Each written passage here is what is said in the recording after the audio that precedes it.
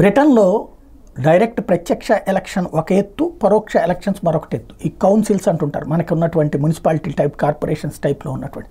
ఇక్కడ పెద్ద జనాభా ఏముండరు, టోటల్గా చూస్తే ఒక పార్లమెంట్ నియోజకవర్గాన్ని చూస్తే 1,00,000 అట్లా ఉంటారనమాట. ఓ రకంగా చెప్పాలంటే మన విశాఖపట్నం కార్పొరేషన్ టైప్లో టోటల్గా చూసుకున్న దాని జనాభా తక్కువ, మనకు సంబంధించిన ఓ రాష్ట్రంతో సమానం అది. కాకపోతే అక్కడ అందుకనే మెజార్టీలు చూసిన 20,000 మెజార్టీ వస్తే చాలా గ్రేటు. 1000, 2000 మెజార్టీ లేకపోతే 500, 400 అట్లాంటి మెజార్టీతో రావడమే గ్రేట్గా ఉండేటటువంటి సిచ్యుయేషన్. కాకపోతే అక్కడ ఇప్పుడు క్రమంగా భారత్ నుంచి వెళ్ళి స్థిరపడ్డటువంటి వాళ్ళు, పాకిస్తాన్ నుండి వెళ్ళి స్థిరపడ్డటువంటి వాళ్ళు అక్కడ ప్రజాప్రతినిధులు ఎన్నికవుతున్నారు. మన కామన్వెల్త్ సిటిజన్స్ కింద ఒక మంచి అవకాశం ఉంది. దాంతో మనకి ఓటేసేటటువంటి హక్కు ఉంటుంది పార్లమెంట్ ఎన్నికలు. అదే సందర్భంలో లోకల్ బాడీస్లో పోటీ కూడా చేయొచ్చు మన పాస్పోర్ట్ ఉంటే కనుక అక్కడ రిజిస్టర్ చేసుకుని. ఇప్పుడు అట్లాంటి దాంట్లో భారతీయులతో పోటీ పడుతూ బంగ్లాదేశ్ వాళ్ళు కూడా గెలుస్తున్నారు. పాకిస్తాన్, బంగ్లాదేశ్ వాళ్ళు ఈ మధ్యకాలంలో వివిధ కౌన్సిల్స్ని గెలుచుకున్నారు. తాజాగా చూస్తే బ్రిటన్లోని బ్రైటన్ నగర కొత్త మేయర్గా బంగ్లాదేశ్ నుండి వలస వచ్చినట్టు మహమ్మద్ అసదుగ్నమన్ ఎన్నికయ్యారు.